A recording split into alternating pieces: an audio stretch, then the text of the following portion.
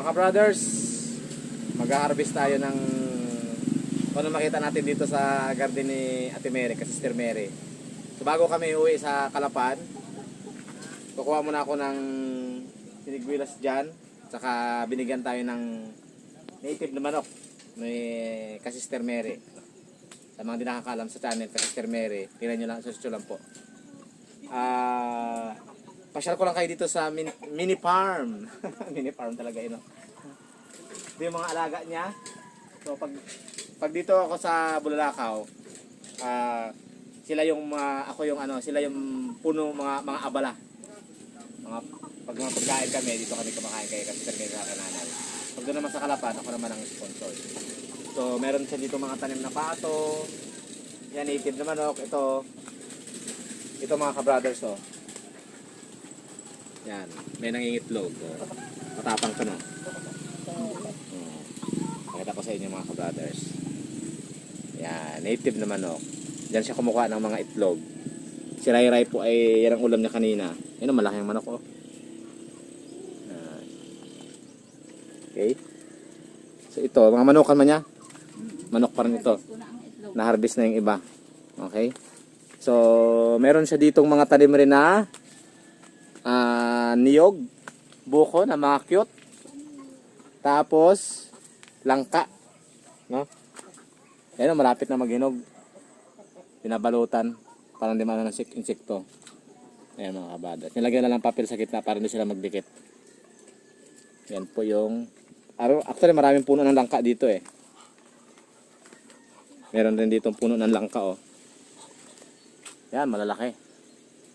Kaya pag pumupunta ako sa Calapan, pag umuwi ako dito at may hinog, sakto yan. Ay, ano ko yan, tawag dito. Nanghingi ako sa kanya.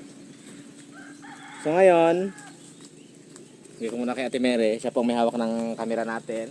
So Brother Ed ay nakita ko na may mga hinog na siniguilas. Kuha tayo ng siniguilas.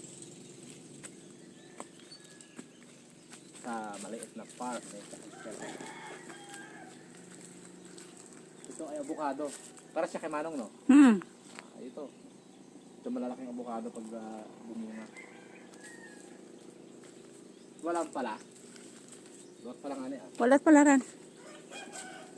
Tandahan ka dyan.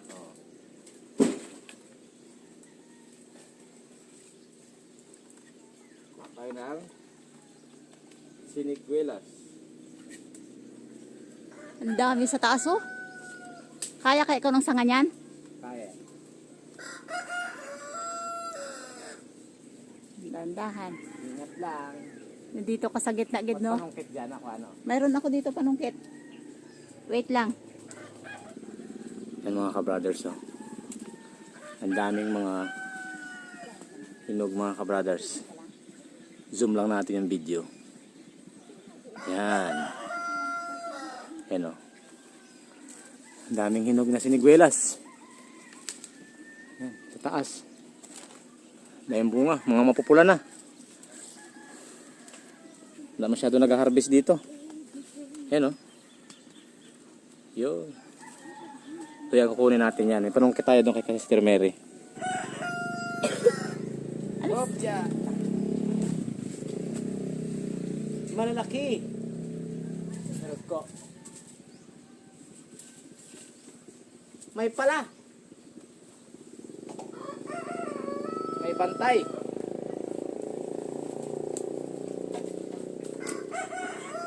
Ayun! Ayun, mga pupula, oh. Yan, nalaglag.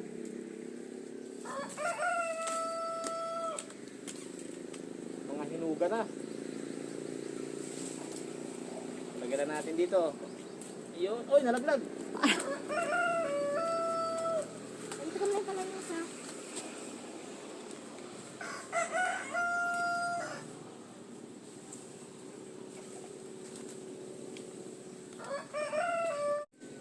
Nung bata ako mga ka-brothers, ito yung paborito kong ginagawa. Pag may hinog na yung siniguelas ng kapitbahay namin.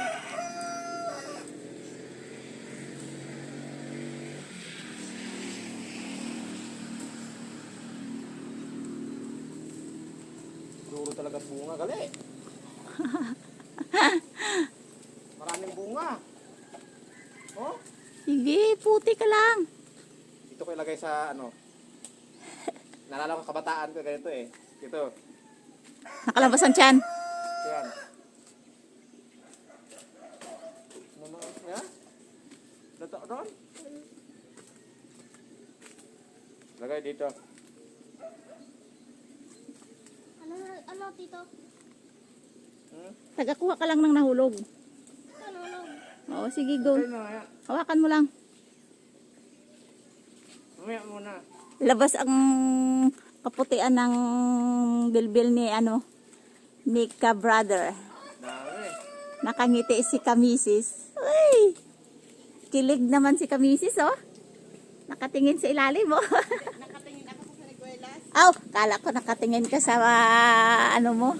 Ano, dami pa nga, oh. Dami nga.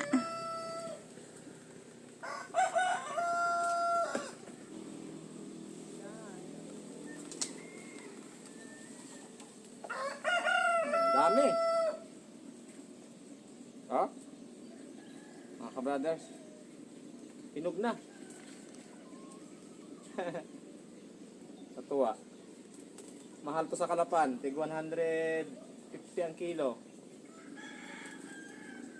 Dito lang. Dito libre lang. Basta masipag. Medyo ano lang mag-akyat. Ingat lang dahil malaki si ka-brother Ed. Baka biglang bumulusok sa baba. Wala na. Wala na yung mga lalapit. Parang di mo yata maubos yung bunga dyan, ah. Dami. O, dito banda. Sa kabila. Dandahan lang. Hindi ka nga masyado makita dahil sa kapal ng dahon. Tuta lang. Ano lang. Ang hulog. Okay lang.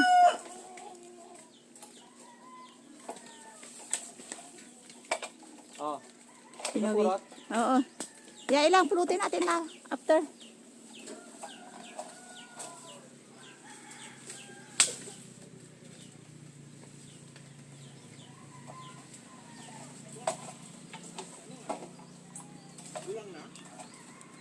Kuduro luto. Ay, luto nga nino. Luto na. Kunin ko na mga ka-brothers ang aking kinuhang mga sinikwelas. Hindi pa kasama dito yung mga nalaglag.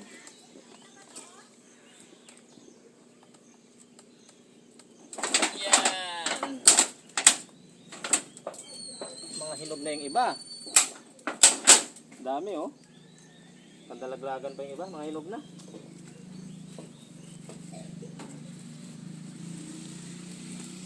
Wow. Oh, hinog. Mabigat lang, makakatakot makakyat. Tikman natin ang sariwang siniguelas. Juicy. Napakasarap.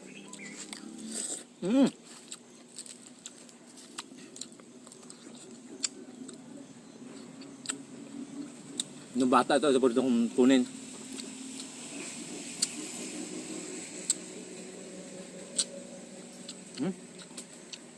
Dami. Okay.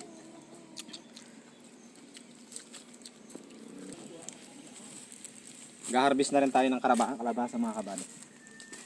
Nag-iisang kalabasa ni Ate Mary. Bili namin sa Kalapan. Dito. Yun. Diba? Wow, ubos na inakyat mo? Ah. Aba, ayos ah. Sige. Irang pilaso lang. Okay, bite. Dan, ayos na. Kala. Thank you. Thank you. Din. Sabi ko pa, matamis talaga. Okay. Tamis. Lamat. Lamat no. Tayo doon kay Miss Hayahay. Kay Kameses at si Rayray ay gising na. Diyan ko lang kinuha mga brothers oh. Yung mga siniguelas. Hello. Ah. Do you want siniguelas? Ah, babe. Tikman mo na. Wow. Ang dami. Sige na. Eh, hindi pa hugas. Sige na, okay na yan. Sa taas naman yan.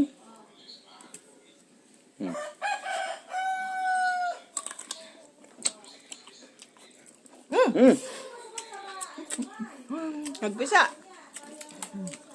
You like?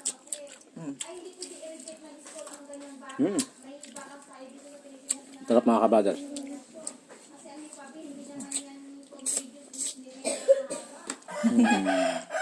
Kain.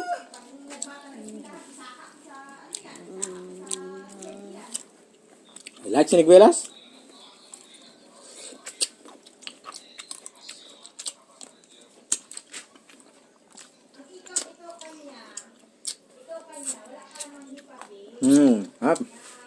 Binigyan rin ako ni Ate Mary ng native na manok. Ito yung dadali namin sa Kalapan. Sarap na ito mga kabrothers, tinula. Ito ay lagi kasi layas ng layas ng mababae. Kaya pagpasensyahan mo na. Ito mga kabrothers ang aming dadali. Tinulang manok, adobong manok. Masarap to. So, hindi ko na ipapakita ang pagkatay. Mamaya pakita ko dala sa inyo yung pagkarne na mga kabrothers. Ito na lahat mga kabrothers ang native na manok. Tinadtad na native na manok. So yun, oh. Ang sarap dito na luto ay tinulang manok. Sa bawan ni Ray Ray.